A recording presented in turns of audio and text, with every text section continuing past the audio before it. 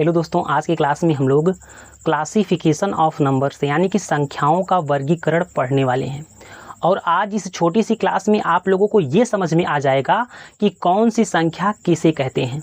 आज की क्लास में हम लोग वास्तविक संख्या को जानेंगे, काल्पनिक संख्या, सम संख्या, विषम संख्या, भाज्य, अभाज्य, परिमेय, अपरिमेय, सहअभाज्य यानी कि इन सभी संख्याओं के बारे में आज की क्लास में हम लोग पढ़ने वाले हैं।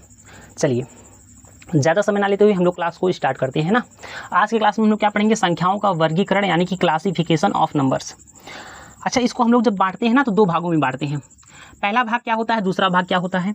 हमने कह दिया कि पहला भाग हो जाएगा वास्तविक संख्या। पहला भाग क्या हो जाएगा, आप लोग कहें वास्तविक संख्या, वास्तविक संख्या जिसको हम लोग क्या बोलेंगे, आप लोग ही जिसको हम लोग बोलेंगे रियल नंबर, रियल नंबर। और दूसरा क्या होता है, आप लोग ही काल्पनिक संख्या होता है, काल्पनिक संख्या जिसको हम लोग क्या बोल देते हैं, इमेजिनरी, इमेजिनरी, इमेजिनरी नंबर। अच्छा, सबसे पहले हम लोग बात करते हैं ना कि वास्तविक संख्या किसे कहते हैं, तब उसके बाद हम लोग बात करेंगे काल्पनिक संख्या किसे कहते हैं। हमने कहा वास्तविक संख्या वह संख्या होती है, वह संख्या जिसे एक लाइन या रेखा पर दर्शाई जाए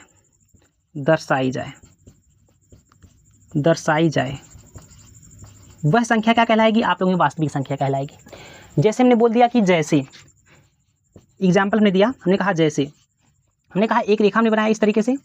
हमने कहा कि यहाँ पर हमने लिख दिया जीरो, जीरो के बाद क्या आएगा, एक आएगा, जीरो के एक के बाद क्या आएगा, दो आएगा, दो के बाद क्या आएगा, तीन आएगा, तीन के बाद चार आएगा, डॉट डॉट डॉट, ये अनंत तक जाएगा ना। ये किसका सिंबल है, आप लोग अनंत का सिंबल है।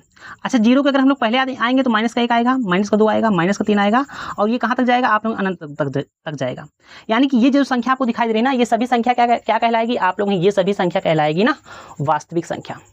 क्या कहलाएगी, वास्तविक संख्या कहलाएगी। आपको दिखाई दे रहा है ये एक रेखा पे दर्शाई गई है, आप लोग जी हाँ, और ये संख्या क्या है, आप लोग वास्तविक संख्या है।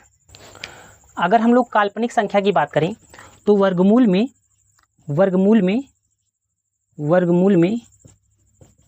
ऋणात्मक संख्या, वर्गमूल में ऋणात्मक संख्या क्या कहलाएगी, आप लोग ही काल्पनिक संख्या कहलाएगी।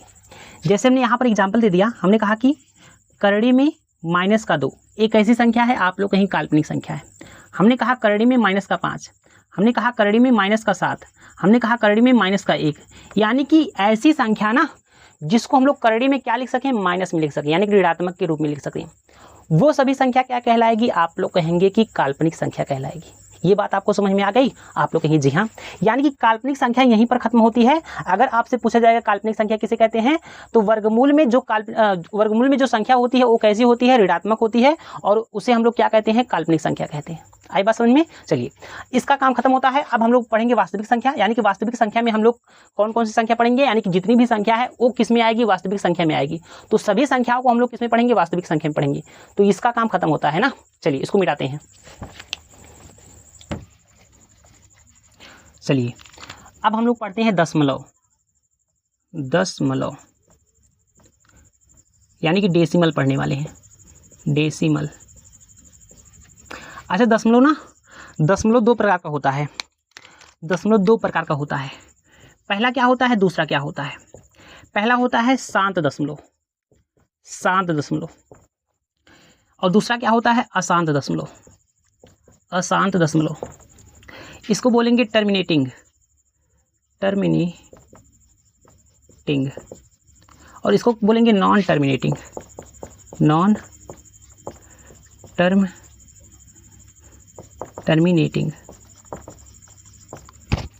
अच्छा, शांत दशमलव किसे कहते हैं, आप लोग कहेंगे शांत दशमलव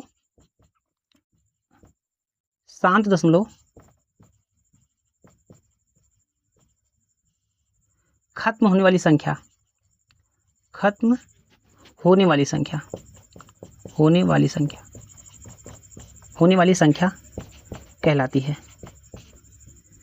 कहलाती है, शांत दशमलव खत्म होने वाली संख्या कहलाती है। अच्छा, अशांत दशमलव अशांत दशमलव ना खत्म होने वाली संख्या, ना खत्म होने वाली संख्या, होने वाली संख्या कहलाती है। जैसे हमने कहा कि एग्जाम्पल में खत्म होने वाली संख्या, जैसे हमने कह दिया कि 0.25, हमने कह दिया 0.2, हमने कह दिया 0.35। अच्छा, ये जो संख्या आपको दिखाई दे रही है ना एक समय पर खत्म हो जा रही है ना। जैसे हमने कह दिया कि यहाँ पर हमने लिख दिया ना, यहाँ पर लिखते हैं, यहाँ पर साइड में ना हमने कह दिया कि 1/4 है। हमें क्या करना है, इसको दशमलव में लिखना है। दशमलव में जब हम लोग लिखेंगे तो पॉइंट बढ़ाएंगे, 0 हो जाएगा, 4 दूना 8, कितना हो जाएगा, 4 दूना 8। फिर यहाँ पर कितना बचेगा, 2 बचेगा, दशमलव बढ़ाए हैं तो कितना हो जाएगा, 20 हो जाएगा, 4 5 20। अच्छा, ये देखिए ना एक समय पर पूरी बार कट गई। जब पूरी बार कट जाएगी ना तो उसी को हम लोग कहते हैं खत्म होने वाली संख्या। उसी को क्या कहते हैं, खत्म होने वाली संख्या। अगर हमने यहाँ पर कह दिया 1/3, अगर हमें क्या करना है, 1 में 3 से डिवाइड करना है, तो अगर हम लोग यहाँ पर पॉइंट बढ़ाते हैं तो यहाँ पर 0 हो जाएगा, 3 त्रिका 9, फिर उसके बाद यहाँ पर 1 बचेगा, फिर 10 हो जाएगा, 3 त्रिका 9, 3 त्रिका 9, 3 त्रिका 9, 3 त्रिका 9, ये अनंत बार जाएगा ना। लेकिन यहाँ पर हमने देखा ना, यहाँ पर ये संख्या खत्म नहीं हो रही है। जब खत्म नहीं होगी तो वो किसका एग्जाम्पल रहेगा, आप लोग कहेंगे अशांत दशमलव का। यानी कि इसका एग्जाम्पल क्या हो जाएगा, आप लोग 0.333, एक ऐसा है, आप लोग कहेंगे ये कैसा है, अशांत दशमलव है। अच्छा, इसी तरीके से अगर हमने कह दिया कि 0.252525 एक इसका एग्जाम्पल है, आप लोग कहेंगे ये है अशांत दशमलव का। हमने कह दिया कि 0.34682 डॉट डॉट डॉट, ये भी क्या है, आप लोग कहेंगे ये भी अशांत दशमलव है। हमने कह दिया करड़ी में 2 का मान जो होता है 1.412, ये भी क्या है, आप लोग ये भी अशांत दशमलव है। हमने कह दिया कि करड़ी में 3 का मान कितना होता है, आप लोग कहेंगे 1.732, तो आप लोग ये भी क्या है, आप लोग अशांत दशमलव है, ये भी क्या है, अशांत दशमलव है। तो हम कह सकते हैं कि अशांत दशमलव वह संख्या होती है ना खत्म होने वाली संख्या, अशांत दशमलव ना खत्म होने वाली संख्या कहलाती है। यानी कि अगर आप लोग किसी भी संख्या से डिवाइड करेंगे, वो संख्या बार बार रिपीट होगी तो वो संख्या क्या कहलाएगी, अशांत दशमलव। और एक समय पर अगर खत्म हो जाएगी तो वो संख्या क्या कहलाएगी, आप लोग कहेंगे कि शांत दशमलव कहलाएगी। इतनी सी बात समझ में आई। चलिए अब इसको मिटाते हैं ना, अब हम लोग चलते हैं आगे की तरफ। तो ये बात आपको समझ में आनी चाहिए, दशमलव 2 प्रकार का होता है, शांत दशमलव, अशांत दशमलव। और अशांत दशमलव किसे कहते हैं और शांत दशमलव किसे कहते हैं, आई बात समझ में। चलिए इसको मिटाते हैं ना। अब हम लोग बात करेंगे पूर्णांक की। अब हम लोग किसकी बात करेंगे, पूर्णांक, यानी कि इंटीजर। अच्छा, ये जो पूर्णांक होता है ये कितने प्रकार का होता है, आप लोग ये भी होता है 2 प्रकार का। ये भी कितने प्रकार का होता है, आप लोग 2 प्रकार का। पहला क्या होता है और दूसरा क्या होता है। पहला होता है ऋणात्मक पूर्णांक, ऋणात्मक पूर्णांक, जिसको हम लोग क्या बोलते हैं, निगेटिव इंटीजर। और दूसरा क्या होता है, आप लोग पूर्ण संख्याएं, जिसको हम लोग क्या बोलते हैं, होल नंबर। अच्छा, अगर बात करते हैं ऋणात्मक पूर्णांक की ना, तो ऋणात्मक पूर्णांक जैसे मान लीजिए माइनस में कोई भी संख्या दी गई हो, माइनस का 1 हो गया, माइनस का 5 हो गया, माइनस का 10 हो गया। यानी कि अगर माइनस में संख्या दी रहती है ना, उसको हम लोग क्या कहते हैं, आप लोग उसको हम लोग कहते हैं ऋणात्मक पूर्णांक। ये था एग्जाम्पल। तो ऋणात्मक पूर्णांक क्या हो जाएगा, आप लोग माइनस में जो भी संख्या रहेगी वो क्या रहेगी, ऋणात्मक पूर्णांक रहेगी। आई बात समझ में। चलिए अगर हम लोग पूर्ण संख्या की बात करते हैं, तो पूर्ण संख्याएं वह संख्या होती है जो जीरो से लेकर के अनंत तक हो। यानी कि 0 1 2 3 4 5 6 डॉट डॉट डॉट अनंत तक। ये सभी संख्याएं क्या कहलाएगी, आप लोग पूर्ण संख्याएं कहलाएगी। ये सभी संख्याएं क्या कहलाएगी, पूर्ण संख्याएं कहलाएगी। चलिए अगर आपसे पूछा जाता है 0 कैसी संख्या है, तो आप लोग क्या बताएंगे, पूर्ण संख्या है। एग्जाम में बार बार पूछा जाता है कि 0 कैसी संख्या है, तो आप लोग कहेंगे पूर्ण संख्या है। अच्छा, इसको हम लोग 2 भागों में बांट सकते हैं, आप लोग कहेंगे जी हाँ बांट सकते हैं। 0 को अलग कर सकते हैं। जैसे ही हम लोग 0 को अलग करेंगे ना, हमने कहा ये क्या है, आप लोग 0 है। 0 को जैसे ही हमने अलग किया ना, 0 को जैसे ही अलग किया हमने ना, तो यहाँ पर कितनी संख्या बच जाएगी, आप लोग कहेंगे 1 2 3 4 5 डॉट डॉट अनंत तक। यानी कि 1 से लेकर के अनंत तक जो संख्या होती है ना, वो संख्या क्या कहलाती है, प्राकृतिक संख्या कहलाती है। क्या कहलाती है, प्राकृतिक संख्या कहलाती है। प्राकृतिक संख्या कहलाती है, जिसको हम लोग बोलते हैं नेचुरल नंबर। क्या बोलते हैं, नेचुरल नंबर बोल देते हैं। लिख दें, हाँ लिख दें, नेचुरल नंबर। तो हमने कहा कि प्राकृतिक संख्या अगर आपसे पूछा जाता है ना, तो प्राकृतिक संख्या वह संख्या होती है जिसको हम लोग क्या करते हैं, जिसकी मदद से हम लोग किसी भी वस्तु को गिन लेते हैं। अगर हम लोग किसी भी वस्तु को गिनेंगे तो 1 से स्टार्ट करेंगे ना, 1 से अनंत तक जितनी भी संख्याएं होती हैं वो संख्या क्या कहलाती है, प्राकृतिक संख्या कहलाती है। इतनी सी बात समझ में आई। चलिए अब हम लोग प्राकृतिक संख्या को पढ़ते हैं ना। प्राकृतिक संख्या 4 प्रकार की होती है। इसको मिटाते हैं ना, मिटा दे पूरा। हाँ, अब हम लोग प्राकृतिक संख्या को पढ़ते हैं। प्राकृतिक संख्या 4 प्रकार की होती है। इतनी सी बात आपको समझ में आ गई होगी ना। प्राकृतिक संख्या जिसको हम लोग क्या बोलते हैं, natural number, natural NUMBER number. अच्छा, ये कितने प्रकार की होती है, आप लोग कहेंगे 4 प्रकार की होती है। कौन कौन सी? पहली तो होती है ना सम संख्या। पहली होती है सम संख्या, सम संख्या जिसको हम लोग बोलते हैं इवन नंबर, इवन नंबर। दूसरी होती है विषम संख्या, विषम संख्या जिसको हम लोग बोलते हैं ऑड नंबर, ऑड नंबर।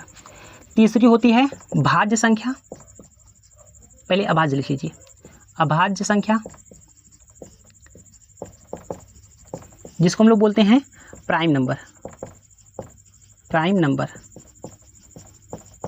और चौथी क्या होती है, आप लोग कहीं चौथी होती है भाज्य संख्या, भाज्य संख्या जिसको हम लोग बोलेंगे composite number, composite, composite number. ठीक, चलिए अब हम लोग एक एक करके इसके बारे में जानते हैं कि सम संख्या किसे कहते हैं, विषम संख्या, अभाज्य और भाज्य संख्या किसे कहते हैं। चलिए, सम संख्या वह संख्या होती है, वह संख्या, वह संख्या जो 2 से पूर्णतः विभाजित हो, पूर्णतः विभाजित हो या फिर विभाज्य हो, वह संख्या क्या कहलाएगी, आप लोगों में वह संख्या सम संख्या कहलाएगी। एग्जाम्पल हमने दे दिया, हमने कहा कि 2, 4, 6, 8, 10 अनंत तक ये सभी संख्याएं क्या है, आप लोग ये सभी संख्याएं सम संख्या है। अच्छा, विषम संख्या किसे कहते हैं, आप लोग कहेंगे वह संख्या, वह संख्या जो 2 से पूर्णतः विभाजित ना हो, पूर्णतः विभाज्य ना हो, विभाज्य ना हो, वह संख्या क्या कहलाएगी, आप लोग कहेंगे वह संख्या विषम संख्या कहलाएगी। जैसे हमने एग्जाम्पल दे दिया, हमने कहा कि 1, 3, 5, 7, 9 ... अनंत तक ये सभी संख्याएं क्या है, आप लोगों ये सभी संख्याएं विषम संख्या है। अगर अभाज्य संख्या की बात करते हैं तो वह संख्या, वह संख्या, वह संख्या जिसका गुणनखंड, जिसका गुणनखंड, गुणनखंड सिर्फ 2 बार हो, सिर्फ 2 बार हो। हमने कहा कि 1 होना चाहिए स्वयं संख्या से, 1 होना चाहिए 1 से, तो वह संख्या क्या कहलाएगी, आप लोगों की अभाज्य संख्या कहलाएगी। जैसे हमने यहाँ पर एग्जाम्पल में लिख दिया, हमने कहा कि 2, 3, 5, 7 और 11, 13 ये सभी संख्याएं क्या है, आप लोगों की ये सभी संख्याएं अभाज्य संख्या है। ये सभी संख्याएं क्या है, अभाज्य संख्या है। अगर आपसे ये पूछा जाता है 9 कैसी संख्या है, भाज्य या अभाज्य, तो आपका जवाब आना चाहिए 9 जो है ना वो अभाज्य संख्या नहीं है, वो क्या है, भाज्य संख्या है। भाज्य संख्या के बारे में अगर हम लोग जानते हैं तो हमने कहा कि वह संख्या, वह संख्या जिसका गुणनखंड, जिसका गुणनखंड 2 से अधिक बार हो, 2 से अधिक बार हो, अधिक बार हो, वह क्या कहलाएगा, आप लोग भाज्य संख्या कहलाएगा या फिर कंपोजिट नंबर। हमने कहा एग्जाम्पल में क्या हो जाएगा, आप लोग 4 हो जाएगा, 6 हो जाएगा, 8 हो जाएगा, 9 हो जाएगा, 10 हो जाएगा, 12 हो जाएगा, ... अनंत तक। यानी कि ये सभी संख्या क्या कहलाएगी, आप लोग कहेंगे ये सभी संख्या भाज्य संख्या कहलाएगी। लेकिन इन सभी संख्याओं को पहचानेंगे कैसे, ये हम लोग समझने वाले हैं। हमने कहा कि सम संख्या वह संख्या होती है जो 2 से पूर्णतः विभाजित हो जाए। जैसे हमने यहाँ पर लिखा, हमने कहा कि बता दीजिए, यहाँ पर लिख दिया हमने कहा कि बता दीजिए 24 यहाँ पर है। 24 कैसी संख्या है, तो हम लोग क्या करेंगे, इसमें 2 का डिवाइड करेंगे। जब 2 का डिवाइड करेंगे पूरी बार कट जाएगा, तो ये कैसी संख्या कहलाएगा, आप लोग ये सम संख्या कहलाएगा। हमने कह दिया कि बता दीजिए, हमने कह दिया कि बता दीजिए 200 41। हमने कहा कि बता दीजिए इतनी सी बड़ी संख्या दी गई है और हमें पहचानना है ये संख्या सम है या फिर विषम है, तो हमें क्या करना है, इसमें दो का डिवाइड करना है। जब 2 का डिवाइड करेंगे ना तो ये संख्या पूरी बार कटेगी नहीं। जब पूरी बार नहीं कटेगी ना तो वो संख्या क्या कहलाएगी, आप लोगों में विषम संख्या कहलाएगी, क्योंकि हमने कहा वह संख्या जो 2 से पूर्णतः विभाजित ना हो तो वो संख्या क्या कहलाएगी, आप लोग कहेंगे विषम संख्या कहलाएगी। कोई भी संख्या आ जाएगी, अगर हम लोग 2 से काटेंगे, 2 से पूरी बार कट जाएगी तो सम संख्या, 2 से पूरी बार नहीं कटेगी तो विषम संख्या। आई बात समझ में? चलिए अगर हम लोग बात करते हैं अभाज्य संख्या की, तो अभाज्य संख्या वह संख्या जिसका गुणनखंड सिर्फ 2 बार हो। जैसे हमने कह दिया कि यहाँ पर हमने लिख दिया, हमने कहा कि बता दीजिए, यही से एग्जांपल लेते हैं ना, हमने कहा कि बता दीजिए ये जो 11 लिखा गया है ना, 11 कैसी संख्या है, तो हम लोग क्या करेंगे, इसका गुणनखंड करेंगे, क्योंकि हमें भाज्य अभाज्य संख्या पहचानना होता है ना, तो हम लोग क्या करते हैं, गुणनखंड करते हैं। तो इसका जब हम लोग गुणनखंड करेंगे ना तो इसका गुणनखंड 1 गुणे 11 हो जाएगा। आप लोग कहेंगे जी हाँ, इसका गुणनखंड 11 गुणे 1 हो जाएगा। अच्छा, इसके अलावा बताइए गुणनखंड इसका होगा, आप लोग कहेंगे नहीं होगा। तो हमको समझ में आया कि इसका गुणनखंड सिर्फ 2 बार हो रहा है। जब सिर्फ 2 बार गुणनखंड हो तो उसको हम लोग क्या कहेंगे, आप लोग कहेंगे अभाज्य संख्या कहेंगे। जैसे हमने यहाँ पर और भी संख्या लिख दी, हमने कह दिया बता दीजिए 29 कैसी संख्या है, तो हमने कह दिया कि 29 में हम लोग गुणनखंड करेंगे। 29 का जब भी हम लोग गुणनखंड करेंगे 1 गुणे 29 होगा और 29 गुणे क्या होगा, 1 होगा। इसके अलावा इसका गुणनखंड बनेगा, आप लोग कहेंगे नहीं बनेगा, तो एक ऐसी संख्या है आप लोग कहेंगे कि अभाज्य संख्या है। लेकिन अगर हमने यहाँ पर लिख दिया, हमने कहा कि बता दीजिए यहाँ पर 9 है, तो 9 कैसी संख्या है, 9 का हम लोग क्या करेंगे, गुणनखंड करेंगे। अगर हमें भाज्य और अभाज्य पहचानना होगा तो हम लोग क्या करेंगे, गुणनखंड करेंगे। गुणनखंड करेंगे इसका तो कितना आएगा, आप लोग 9 गुणे 1 कर दीजिए, 1 गुणे 9 कर दीजिए, हमने कहा 3 गुणे 3 कर दीजिए। तो हमने यहाँ पर देखा कि इस 9 का गुणनखंड 2 से अधिक बार हो रहा है। जब गुणनखंड ना 2 से अधिक बार होगा तो वो संख्या क्या होगी, अभाज्य संख्या होगी, क्योंकि हमने कहा कि वह संख्या जिसका गुणनखंड 2 से अधिक बार हो तो वो संख्या क्या कहलाएगी, आप लोग कहेंगे भाज्य संख्या कहलाएगी। तो आपको ये बात समझ में आ गई, जिसका गुणनखंड 2 से अधिक बार वो भाज्य संख्या, जिसका गुणनखंड सिर्फ 2 बार वो कैसी संख्या रहेगी, आप लोग कहेंगे अभाज्य संख्या रहेगी। तो उम्मीद करता हूँ कि ये चारों संख्याएं आपको समझ में आई होगी कि सम संख्या किसे कहते हैं, वह संख्या जो 2 से पूर्णतः विभाजित हो, विषम संख्या उसे कहते हैं वह संख्या जो 2 से पूर्णतः विभाजित ना हो, अभाज्य संख्या उसे कहते हैं वह संख्या जिसका गुणनखंड सिर्फ 2 बार हो, क्या नाम से, भाज्य संख्या उसे कहते हैं जिसका गुणनखंड 2 से अधिक बार हो। आई बात समझ में? चलिए आगे की तरफ चलते हैं ना, तो इसको मिटाते हैं। अब हम लोग पढ़ेंगे परिमेय संख्या, अपरिमेय संख्या। अब हम लोग क्या पढ़ेंगे, परिमेय संख्या, परिमेय संख्या, और साथ ही में हम लोग क्या पढ़ेंगे, अपरिमेय संख्या, अपरिमेय संख्या। अच्छा, इसको हम लोग क्या बोलते हैं, रेशनल नंबर, रेशनल नंबर, और इसको हम लोग क्या बोलते हैं, इनरेशनल नंबर।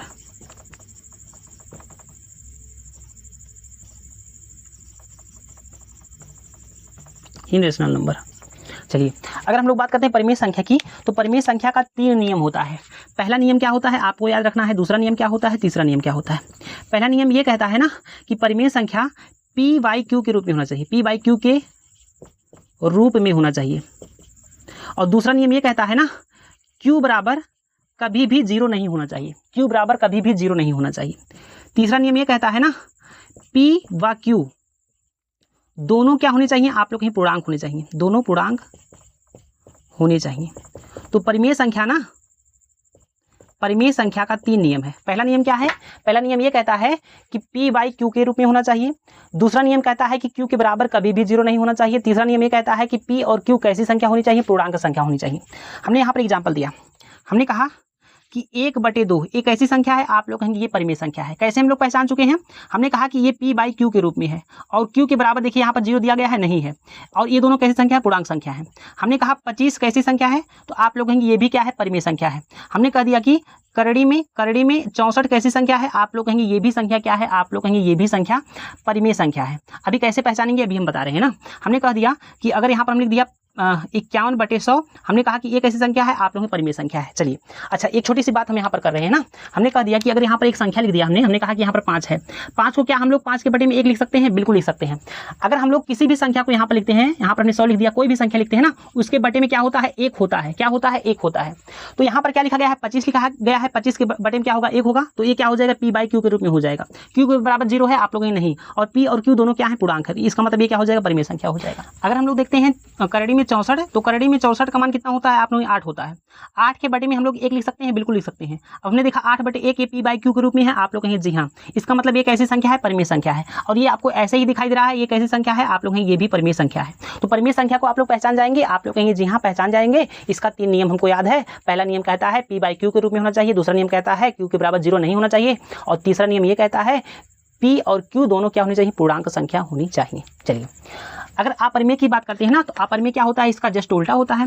हमने कहा कि ये जो ये संख्या p बाई क्यू के रूप में नहीं होनी चाहिए, बस इतना ही लिखेंगे ना, आप लोग समझ जाइएगा। हमने कह दिया कि पाई का मान जो होता है, पाई का मान यहाँ पर देखिए, पाई कैसी संख्या है आप लोग ये अपरिमेय संख्या है। हमने कहा कि पाई का मान कितना होता है आप लोग 22/7, तो 22/7 क्या है आप लोग कहेंगे परिमेय संख्या है, और अपरिमेय संख्या क्या है आप लोग है पाई। जो पाई आप लोग जानते हैं पाई का मान कितना होता है 22/7 होता है, और पाई क्या होता है अपरिमेय होता है, और पाई का मान क्या होता है आप लोग परिमेय संख्या होता है। तो उम्मीद करता हूँ कि ये भी दोनों संख्या आपको समझ में आ गई होगी कि परिमेय संख्या किसे कहते हैं, अपरिमेय संख्या किसे कहते हैं। जो संख्या परिमेय रहेगी वो संख्या अपरिमेय नहीं रहेगी, जो संख्या अपरिमेय रहेगी वो संख्या परिमेय नहीं रहेगी, जस्ट इसका उल्टा रहेगा। ठीक, चलिए अब हम लोग आगे की तरफ चलते हैं। अब हम लोग जानते हैं ना कि सह अभाज्य संख्या किसे कहते हैं, इसको मिटाते हैं ना। अब हम लोग देखने वाले हैं सह अभाज्य संख्या। सह अभाज्य संख्या जिसको हम लोग क्या बोलते हैं को प्राइम नंबर। हमने कहा सह अभाज्य संख्या वह संख्या होती है जिसका HCF 1 हो, जिसका HCF 1 हो वह संख्या क्या कहलाएगी, सह अभाज्य संख्या कहलाएगी। या फिर इसको इस तरीके से लिख सकते हैं, हमने कहा कि सह अभाज्य संख्या वह संख्या होती है, वह संख्या जिसके जोड़े में कुछ भी कॉमन ना हो, कॉमन ना हो, वह संख्या क्या कहलाएगी आप लोग कहेंगे सह अभाज्य संख्या कहलाएगी। यानी कि हम लोग क्या करेंगे ना, दो संख्या लेंगे और दोनों संख्या में अगर कुछ भी कॉमन नहीं रहेगी ना, तो वो संख्या क्या कहलाएगी आप लोग कहेंगे सह अभाज्य संख्या कहलाएगी। चलिए जैसे हमने यहाँ पर एक एग्जाम्पल देखा, हमने कहा कि यहाँ पर हमने लिख दिया 3 और 5। अब देखिए ये दो संख्या आपको दिखाई दे रही है, हमने कहा 3 और 5 में कोई संख्या कॉमन है, आप लोग कहेंगे नहीं। हमने यहाँ पर लिख दिया, हमने कहा 5 और 17, हमने कहा इन दोनों संख्याओं में कोई संख्या कॉमन है, आप लोग कहेंगे नहीं। एक के अलावा कोई भी संख्या कॉमन नहीं होनी चाहिए, हमने यहाँ पर पहले ही लिख दिया ना। हमने कहा कि बता दीजिए, हमने कहा 15 है और यहाँ पर क्या है, हमने कहा 29 है। हमने कहा कि इन दोनों संख्याओं में कोई संख्या कॉमन है, आप लोग कहेंगे नहीं। तो ऐसी संख्या जिसके जोड़े में कुछ भी कॉमन ना हो वो संख्या क्या कहलाएगी, आप लोग कहेंगे कि सह अभाज्य संख्या कहलाएगी। आई बात समझ में। जैसे हमने यहाँ पर एक संख्या और लिख दी, हमने कहा यहाँ पर 6 लिखा गया है और यहाँ पर 24 लिखा गया है। हमने कहा कि ये भी संख्या जोड़े में है, तो बताइए यह कैसी संख्या है, सह अभाज्य संख्या है। तो हम लोग क्या करेंगे, इसको देखेंगे कि इन दोनों संख्याओं में कुछ कॉमन है, आप लोग कहेंगे जी हाँ कॉमन तो दिखाई रहा है, 6 कॉमन दिखाई रहा है। जब 6 को बाहर लेंगे तो यहाँ बचेगा 1, यहाँ पर बचेगा 6 चौको 24। तो हमने देखा कि यहाँ पर कॉमन मिल गया 6, तो हमने कहा कि अगर कॉमन रहेगा तो वो सह अभाज्य संख्या नहीं रहेगी, यहाँ पर हमने बताया है। तो आपको ये भी बात समझ में आ गई होगी कि सह अभाज्य किसे कहते हैं। उम्मीद करता हूँ कि आज की क्लास में जो भी हमने यहाँ पर सीखा वो आप लोगों को बेहतरीन तरीके से समझ में आया होगा। अब हम लोग मिलेंगे अगले क्लास में और यहाँ से जो क्वेश्चन पूछा जाता है वो हम लोग अगले क्लास में देखेंगे। तो आज के लिए इतना ही रहेगा और उम्मीद करता हूँ कि आप लोग हमारी वीडियो को लाइक भी कर दिए होंगे। अगर वीडियो अच्छा लगा होगा तो वीडियो को लाइक कर दीजिएगा और चैनल को सब्सक्राइब कर दीजिएगा। मिलते हैं अगले क्लास में, आज के लिए इतना ही रहेगा। धन्यवाद।